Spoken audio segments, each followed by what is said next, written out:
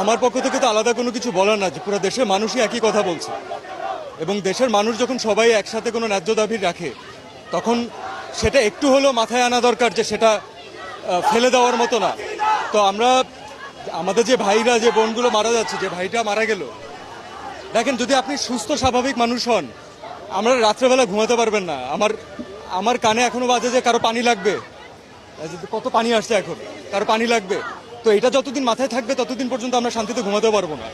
এবং এটা দেশের একজন নাগরিক হিসাবে আমরা তো সারা জীবন মানুষের জন্যই কাজ করেছি। আমরা যারা এন্টারটেনমেন্ট ইন্ডাস্ট্রিতে কাজ করি, আমরা কার জন্য কাজ করি? কোনো ইন্ডিভিজুয়ালকে দেখানোর জন্য কাজ করি না, আমরা দেশের মানুষের জন্য কাজ করি। তো আজকে তাদের যে ছাত্ররা, যারা ইয়াংরা, যারা হচ্ছে আমাদের মেইন অডিয়েন্স, যাদের আমাদেরকে প্রয়োজন, আমরা যদি তাদের সাথে না দাঁড়াতে পারি তাহলে আসলে কেন কাজ করলাম? এর থেকে কাজ না করা ভালো, অন্য কোনো কিছু করা বেটার। আমার নিজের বাচ্চা আছে ভাই, আমি জানি যে আজ থেকে 10 বছর পরে, 15 বছর পরে, 20 বছর পরে ও একদিন এই ব্যাপারে জানবে এবং ও একদিন আমাকে কোয়েশ্চেন করবে যে মানে তুমি কি করছো। তখন আমি বুক উঁচু করে বলতে চাই যে না, আমি কিছু চেষ্টা করছি। So definitely I am with the students. Yes, হ্যাঁ। আপনি নিজেরটা বলেন, আপনার কোনো ক্লাসমেটের সাথে এমন হলে আপনি নিজে থাকতে পারতেন বাসায়?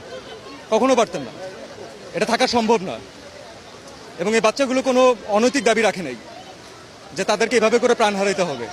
এক একজন বাবা মার আহাজারি, এটা যার যায় সে বুঝে ভাই। সো এটা আমি জানি না আসলে এখানে কতটুকু আসলে এখানে ঢেকে ঢেকে বলা পসিবল। আমি কোনো ঢেকে কোনো কথা বলতে চাচ্ছি না আসলে। আর এটা এর বিচার যতদিন পর্যন্ত না হবে ততদিন পর্যন্ত বাংলাদেশের কোনো মানুষ শান্তি পাবে না, আমার বিশ্বাস। Thank you.